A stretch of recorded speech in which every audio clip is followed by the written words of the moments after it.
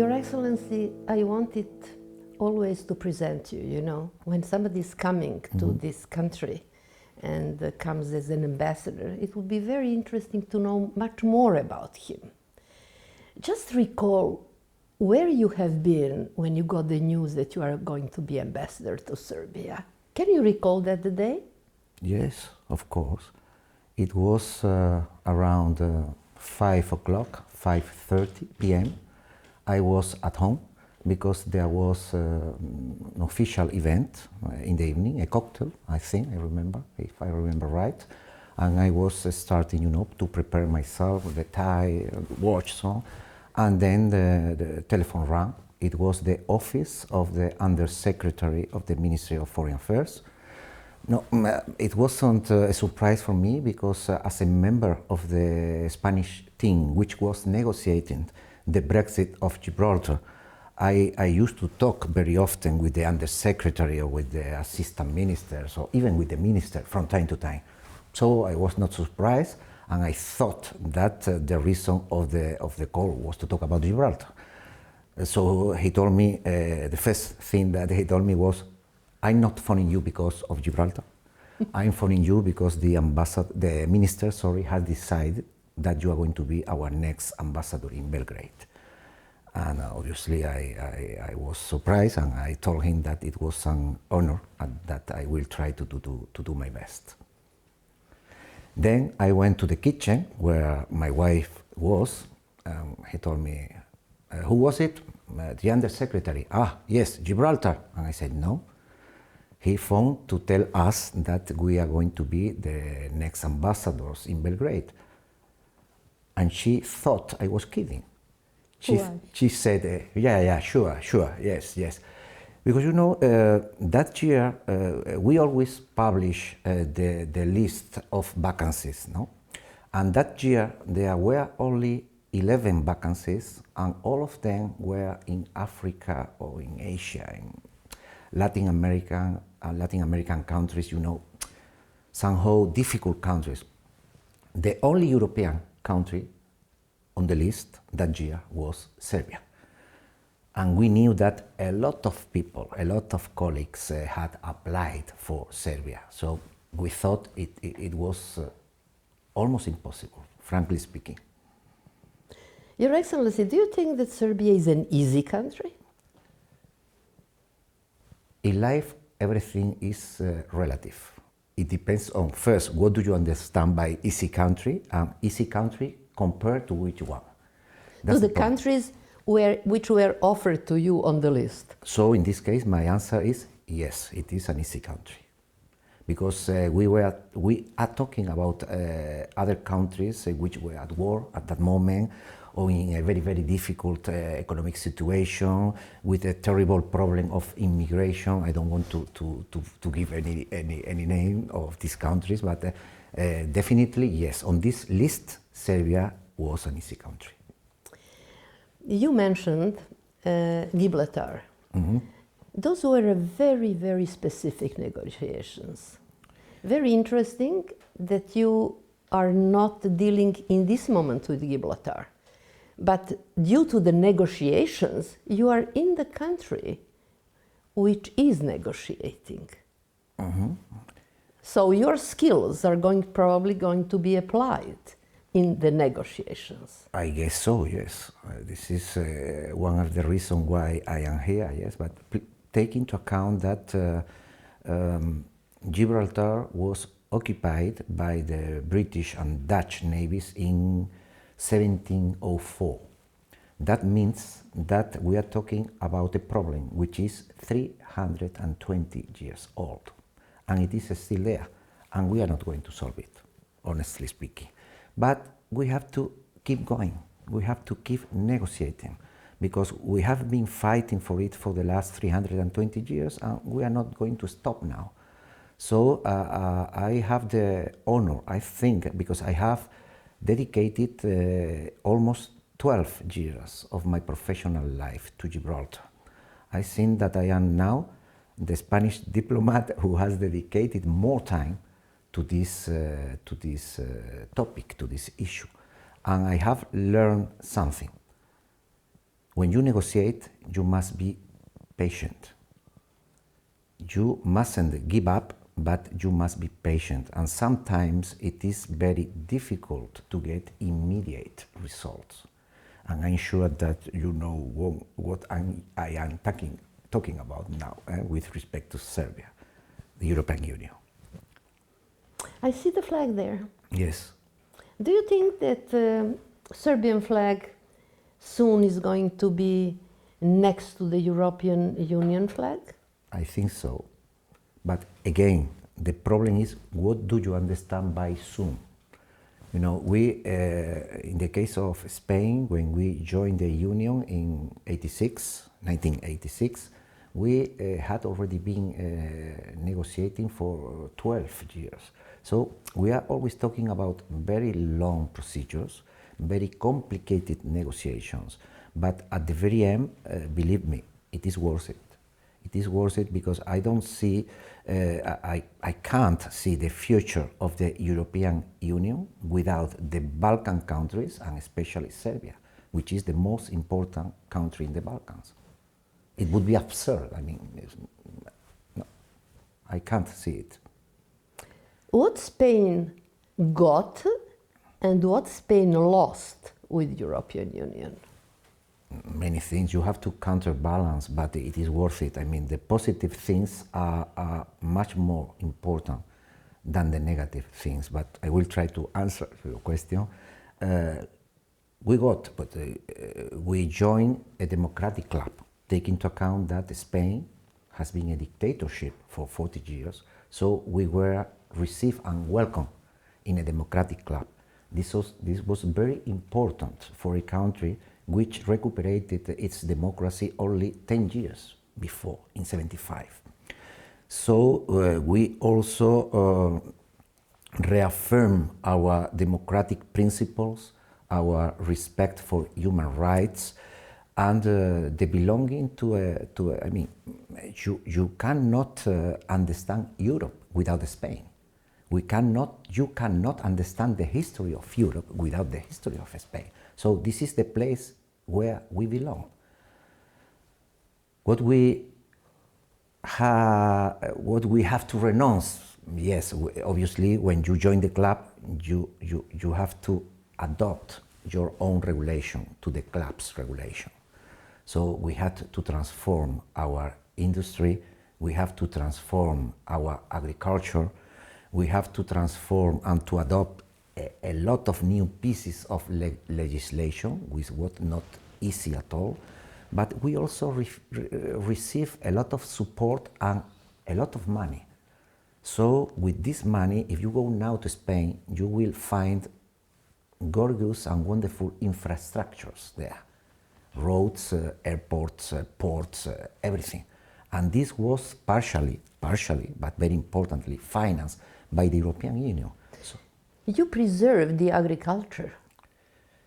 But we have to renounce to many things, because when you join a single market, when you enter a single market, and you have in your own national system some measures to try to protect your products, and you join the single market, you have to renounce to these protection measures, and you have to offer your products freely, but also to receive the others' products freely.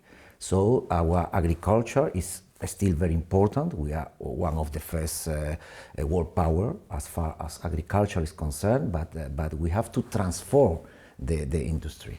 So we lost many jobs. Many people had to reinvent themselves and look for other jobs in the cities, or to go to even working for agriculture, but in another region, in another city.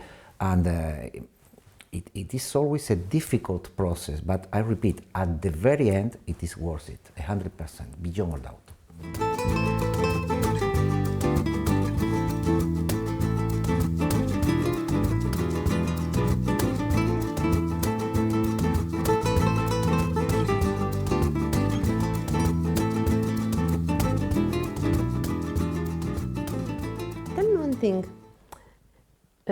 Many ambassadors in this country are more exposed than you are. You're ambassador of a very important European country, which is important strategically, history, everything. And you are low-key. You're not exposed. For example, every time when there is an event, I know you are a Spanish ambassador, but I don't see you a lot in media. I don't see any of your statements. You are somehow a kind of a shy ambassador, and you're not shy. Is it your way of working? Is it your way where you observe? It's interesting the way you work, you know? Am I wrong? No, well, you are not wrong. I'm not shy at all. But I like to observe first. Take into account that I arrived here only 10 months ago. So I am still, let's say, landing. No? I'm still landing, and it is true that when I come, I prefer to keep a low profile. That's true. And you have also to take into account that our two countries, we didn't have diplomatic relations for almost 40 years in the 20th century. So I know that we are trying to play an important role here in Serbia, but you know, when you have just arrived, my character is that you shouldn't be on the front line when other colleagues have already been here for years in some cases. And this is especially true when we talk about the European Union. I mean, we try to be present, we try to participate, we try to take part in everything, but you are right, I prefer to keep a little bit of distance, yes. It would be very useful if you would tell me your first impressions, because sometimes the first impressions are important. Sometimes you can correct them, but the first impressions are important. As a diplomat, can you tell me what you can? About Serbia? Yes. About Belgrade? To be honest. No, to be honest, my first impression was that to be the ambassador here would be easier than I thought, because it is very, very easy to establish personal contacts. You are not Mediterranean people, but in character you are. You are open-minded, you are outspoken, you are warm people. My wife and me, we have felt here that we were most welcome, not only by the diplomatic community, because you know this is normal. No? When we receive a new colleague, we try to be kind with them. We welcome them. We try to help them if we can in the settling process. But I'm not talking about the diplomatic community. I'm talking about the people. And we thought and we realized from the very best moment that the character is very similar to the Spanish people.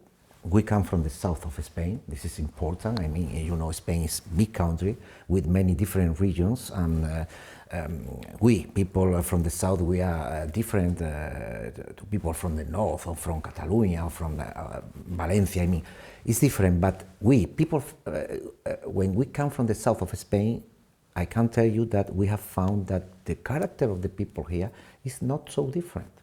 It's very similar. You love la joie de vivre, the joy of living. You love to be outdoor. You love the terraces. What you don't like? Belgrade? Yeah.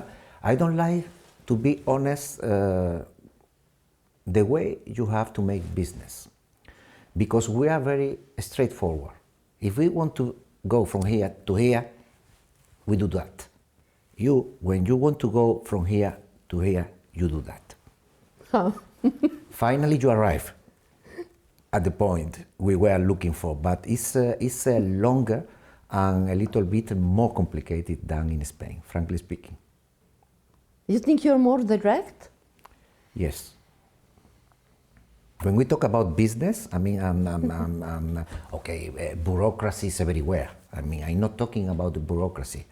I'm talking about the way of negotiating. I'm not talking about diplomatic negotiations now. I'm talking about commercial negotiation to make a deal. And I think that we are more direct. Definitely, yes. Our businessmen here, let's start to talk about this, and now we are going to deal with points number 1 or 2, and maybe next week or in 2 months we will see points 3 and 4. So it's slower and more complicated. But Spanish companies, if they want to come here, they have to accept the rules and they have to accept the Serbian way of doing business. It's like diplomats. When we country, we have to respect the rules and the laws of the country where we are going to live. Maybe you like it, sometimes you don't like it, sometimes you understand them, sometimes you do not understand them, but we have to accept it. Exactly the same with business. The Spanish business community, they want to come here because they think that this is a very, very important area in the Balkans with a huge economic future here, taking into account Expo 27, for instance. But obviously, they have to accept the way of doing businesses here in Serbia. And this is what we are trying to, at the embassy, we are trying to help, to assist them. Do you think that we are still a real gate between East and the West? Yes. Strategically? Yes. You think? Look at the map. Yeah, I'm looking. It's evident. But why everything is happening to us? All the turbulences are always happening to us. Because geography is important sometimes. Everything comes to us. Because you are a crossroad. We cannot change that, can we? No. We were also a crossroad, Spain in the past, but a crossroad between Africa and Europe. This is why in the past we were invaded so often. Everybody invaded us. And the situation is somehow similar because you are in the center of Europe, not in this case between Africa and Europe, but between the West and the East. This is also, from a cultural point of view, is fine because you have a little bit of everything. Here sometimes I like listening to Balkan music, radio, and then you see how many different influences a simple song has inside. You can find Greek influences, you can find Turkish influence, and you can also find European influence, of course. But this is not bad, this is good. This is why Spain is such a rich country, because we have so many different cultures. But you're right, you struggled. Do you think it's better after you are a member of European Union? Somehow you feel more protected in a way? Definitely. So European Union is a protection in a way? Definitely. It's not a military protection, not yet. Not yet? Not yet. How? Because we rely on NATO. And in NATO, you can find countries which are not European countries. We have Canada, we have United States, obviously. We have also Norway, which is an European country, but it's not a member of the European Union. But not only military, economically. If you take into account the huge economic crisis in 2010, 2011, we had the euro, and this was our salvation. If we had had the peseta, our former currency, that would have been an economic disaster for Spain. I noticed that you are strategist more than a diplomat. Yes. Why are you laughing? Yes, I am. So, how long we are going to struggle? To join the European Union, you mean? Or in general. I don't know. Nobody knows. But it also depends on the talking about the protection that the European Union is able to offer to the member states. For me here, it's very surprising when I arrived here in the end of January, the beginning of February, and I started to read the polls, public polls about the European Union. You know that nowadays only 41% of the Serbian people think that you are going to join the Union in the future. That's terrible. Terrible for you and terrible for the European Union, because it is clear that we are not able to show, to explain, to describe what we can offer. You know, 2 weeks ago, the European Commission adopted the so-called growth plan for the Balkans. And in the framework of this plan, Serbia is going to receive 1.8 billion euros in 3 years. Do you know that the Serbian people know that? I don't think so. Do you know that I have been talking to Serbian people, and obviously I'm not talking about illiterate people, I'm talking about lawyers, even politicians, and they think that the first commercial partner of Serbia is China. Really? It isn't, it's the European Union. And the first donor of Serbia is the European Union. And your first commercial partner is the European Union, and your logical proposal for the future has to be the European Union. There is no other way. Alone, outside the European Union, it's very, very cold. China is very far away. Russia, you see the situation. So where are you going to go? You have to come to us. It's the only logical solution. When? I don't know. We are trying to help. I mean, Spain, not me. Spain. We are trying to assist and to help. We strongly support your bid to join the European Union as soon as possible. And we try to put pressure in Brussels in order to speed up, to accelerate the process, but negotiations are very, very slow. Always.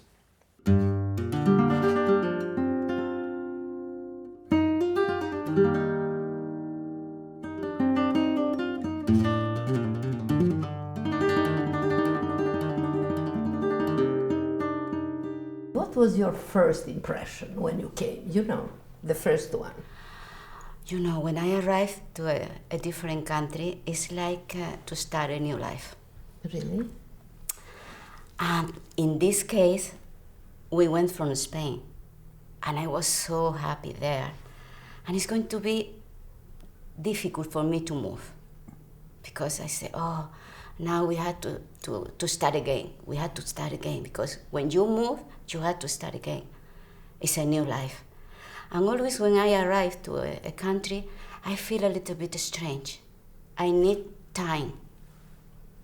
I need at least between 4 to 6 months to be at home, to be settled. You know, I am very sensitive person, and I need time. I don't want to say, okay, I'm here, I'm happy, everything is okay. Not at all. I need more time to realize that this is my house. This is our life now. We are completely different. We are different at all. That's why you get along well. Yes, yes. He's so fast. He said, we had to move. I said, why? We are happy here. Why we had to move? But he's suddenly, he decided things very quick, very easy. And I said, oh my God, I need to think about it. I need time. And now I feel completely settled. And this is my home. And this is my new country. And we really enjoy. We try to enjoy. You are a doctor, right? Yes. You are a doctor. And I was thinking always, a woman with a profession, right? And you are married to an ambassador. And he's changing the places. It is a big sacrifice. And I admire you for that, you know. Mm-hmm. It is something what you have to respect. Because when an ambassador is in one country, he's doing his duty, he's having a responsibility. If he's not backed emotionally, by a wife, then it's very difficult. Well, You're married for how long? I think almost 30 next year. 30 years, next year 30. years. But obviously we met before, so we met for the first time almost At university. 40 years ago, almost. And you said that this is the only person who can persuade you. One of the few persons who can persuade me, yes. Because I am very stubborn. Are you? Yes, I am. Yeah. Well, I mean, for all the spouses or the partners of the diplomats, it's not easy because sometimes we have to renounce to our own career. But I try to look for another things important for me, like to have different lives in one, to know a lot of people, to meet some people very interesting. For example, now, starting here in our residence, talking to you, so I think it's interesting. You had to keep in wonderful memories. I know that maybe I was lose the opportunity to be a great doctor in Spain, but I had to put in the balance so other things. The most important thing is to be a team. We are together, and for the good, for the bad, for the everything. So maybe my career is there, but you know, I have another goals, another purpose in life.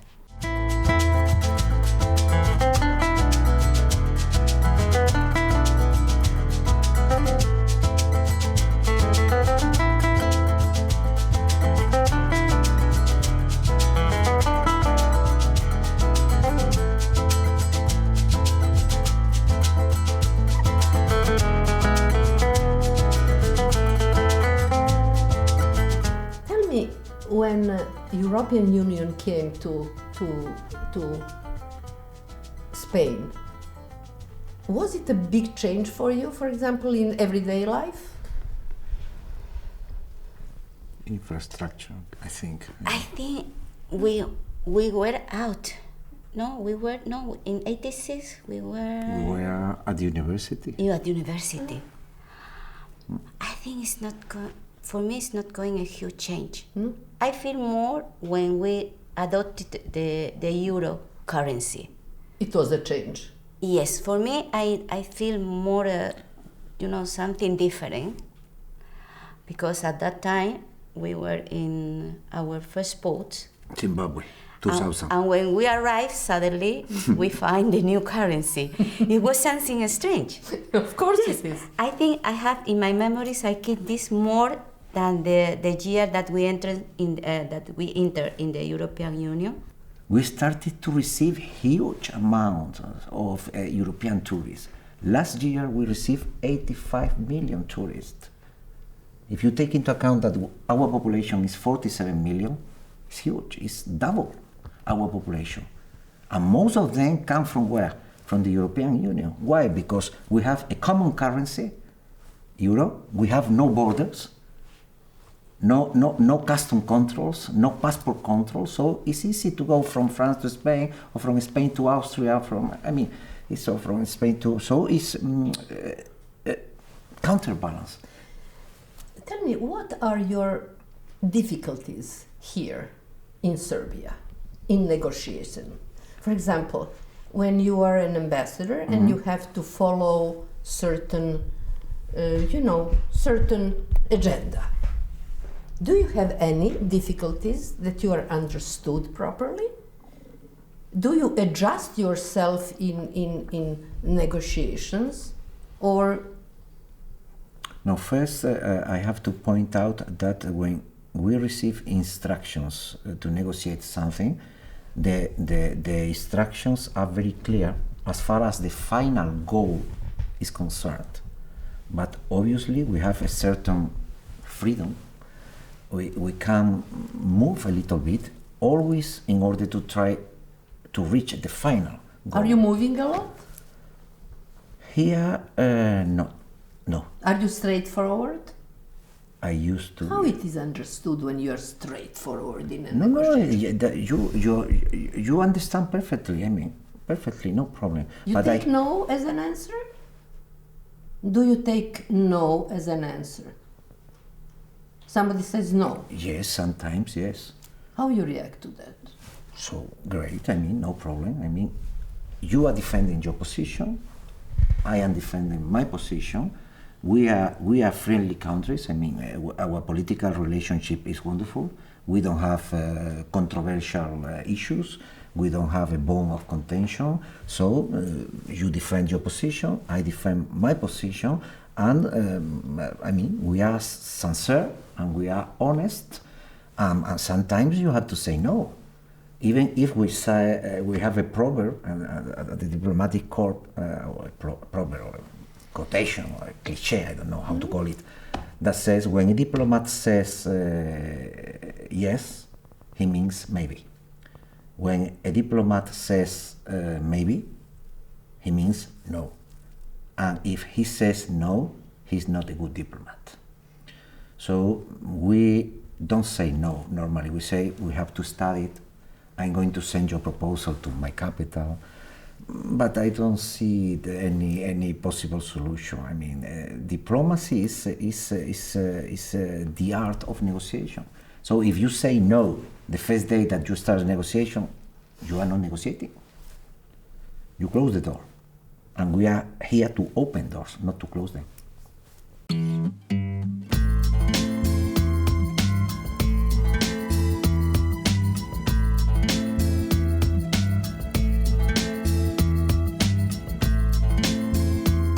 This is very important for me because it's the only picture that he was dedicated to me directly, because the rest are, all of them are from Huan, but the only one for me was here, and I was very, very touchy because our Queen Sofia, I had the opportunity to meet her several times in Frankfurt when we posed there, and she was very nice to me.